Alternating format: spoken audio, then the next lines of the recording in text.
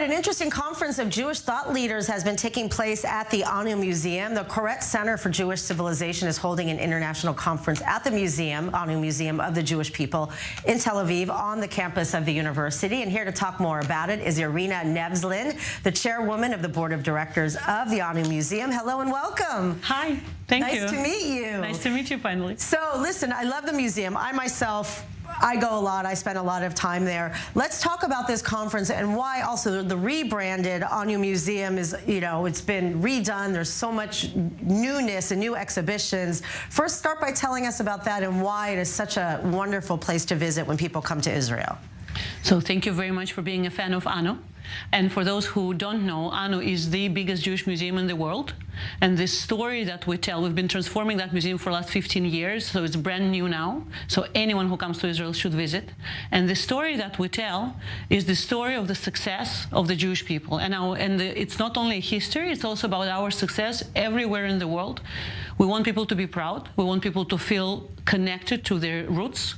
And we want people to understand that Jewish story is so amazing and so complicated. So that's why we've been transforming this museum.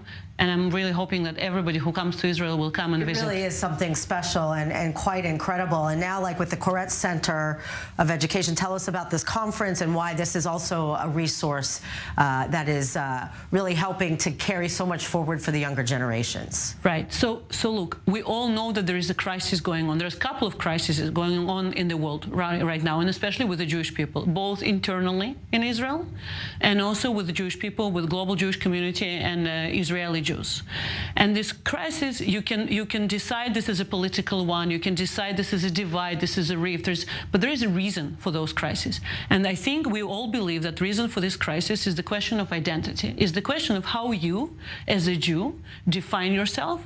What do you say when you are asked who you are? What do you say? What you're against of, or what you are for of? And we think there is not enough work has been done to help people build strong Jewish identity and connection to the roots. Now, what I mean by that is that everybody is very different. You can be a religious Jew and have that type of identity. You can be a non-believer but love the tradition. You can love the state of Israel. You can have a great relationship with the Jewish diaspora around the world. You can love Jewish culture, but you have some way that you're connecting to your roots. Now, those roots are of everyone. And we forget that. When we have a crisis now, what we forgot is the fact that we're one family. We forget that the fight should happen between brothers and sisters. We do it within Israel. We do it within the different communities. So what we want to make sure, and the Koret Center was established for that. This is a Koret Center for Jewish Civilization. It's a partnership project between two organizations, which is Tel Aviv University, one of the leading universities in the world, and Anu, which is the biggest Jewish museum in the world. And what we want to help people with is that we want to help them understand that the topic of identity is not some academia topic, it's not some niche topic, it's actually a question of who you are and where you belong of every one of us. So what we want to develop a curriculum for the schools, for the children, for the grown-ups, in the academia. We want to train leadership. And the only question we want to answer is, how do you help a person become stronger, with a stronger identity, with stronger sense of belonging and pride to your own people? And so this is what we came here to do. And I think it couldn't be more critical. Well, I mean, now is the time that you see this is not a nice to have thing anymore. There's a sense of urgency for the last couple of years that we've all been feeling. For sure, especially when we're talking about, not only all over the world, but also you're looking in the United States, people are questioning what does Zionism mean? People are forgetting where it's founded on, rather than it's not a political construct that has kind of been become part of the narrative with a lot of anti-Israel sentiment. So why is it also important to really educate on what Zionism is and what the importance is of having the state of Israel for the Jewish people, for those that were born not knowing a world without Israel?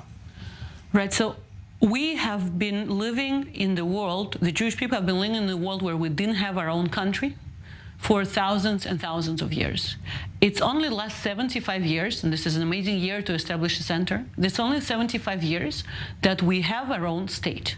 We always had it as a fantasy. We always had B'Shana Haba B'Yerushalayim, next year in Jerusalem, but we never had it in reality. Now, this fantasy was always uniting us. This is what we always wanted. This is one place which all of us can feel home, whether we live here or not. This is a place where I'm sure every Jew who comes to visit feels a connection. It can be very different ways of connection, but you can feel something in this land. You know this is your home. Now, we keep forgetting that this is the only real home that we have. And I think I want to add some perspective to the crisis and to all the difficult things that are happening. The country is only 75 years. Figuring out its identity, figuring out what Israeli identity is, figuring out the relationship between the American Jews, the Jews from France and everywhere in the world, with Israel, it's all very new to us. We've never been in that situation. But I think we need to remember that the Zionist dream and the dream of having a state of Israel and the dream of Shana Haba B'Yerushalayim was something that always held us together. There was nothing else.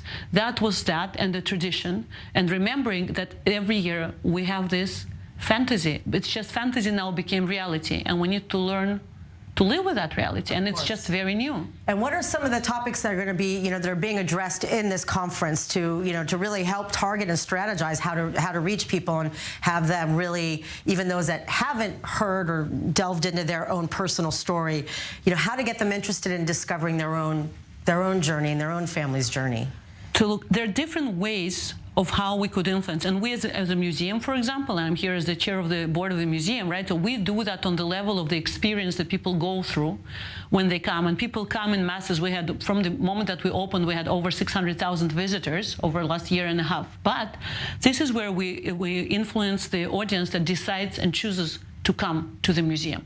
What the center is doing, and the partnership with the Tel Aviv University, is taking it up a level. Because what you really want to have is you want to have leadership that is educated on the importance of identity. And so one track of the conference is going to deal with the leadership. What you want to make sure is that academia sees in that the issue is of utmost urgency.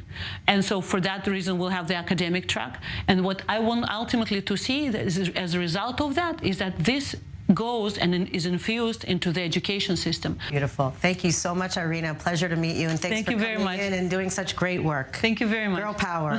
Thank you. Thank you for having me. Thank you.